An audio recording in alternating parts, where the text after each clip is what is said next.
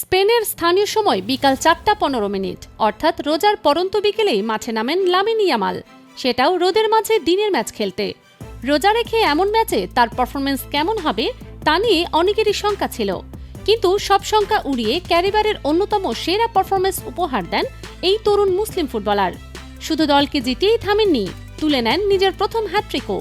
এদিকে লা লিগায় ভিলারিয়ালের বিপক্ষে ম্যাচ শেষে সাংবাদিকদের প্রশ্ন ছিল রোজা রেখে খেলতে কেমন লাগছে। জবাবে আত্মবিশ্বাসী কণ্ঠেই লামিন ইয়ামাল জানান পুরোপুরি ঠিক আছেন তিনি। ম্যাচের ২৮তম মিনিটে গোলের সূচনা করেন ইয়ামাল। ডিবক্সের ভেতর বল পেয়ে একাধিক ডিফেন্ডারের মাঝ থেকেও বাঁ পায়ের নিখুঁত শটে দলকে এগিয়ে দেন তিনি। পরে ৩৭তম মিনিটে আবারও জাদু দেখান এই স্প্যানিশ ফরওয়ার্ড। ডিবক্সের বাইরে থেকে এক ডিফেন্ডারকে কাটিয়ে তার শট জড়িয়ে যায় জালে। তাতে দর্শকরাও দেখেন চোখ ধাঁধানো এক গোল। ২ গোলে এগিয়ে থাকার পর অবশ্য একটি গোল হজম করে বার্সেলোনা। তবে ৬৯ মিনিটে আবারও ত্রাতার ভূমিকায় ইয়ামাল। পেদ্রির দারুণ এক থ্রু থেকে ডিফেন্স চিরে তার পায়ে পৌঁছে যায়।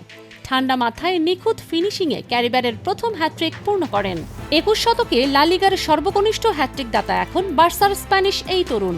লিওনেল মেসি ১৯ বছর ২৫৯ দিন বয়সে প্রথম হ্যাট্রিক করেছিলেন। এই দিন পর্যন্ত সেটি ছিল সর্বকনিষ্ঠ হ্যাট্রিকের রেকর্ড। এর আগেও রমজানে রোজা রেখে খেলার অভিজ্ঞতা ছিল ইয়ামালের, এমনকি অনুশীলনেও রোজা রেখেছেন তিনি। জানা যায় এই সময় তার জন্য বিশেষ পরিকল্পনাও সাজিয়েছিল বার্সেলোনা। তবে বিকেলের প্রচণ্ড গরমে ম্যাচ খেলা ছিল আলাদা চ্যালেঞ্জ।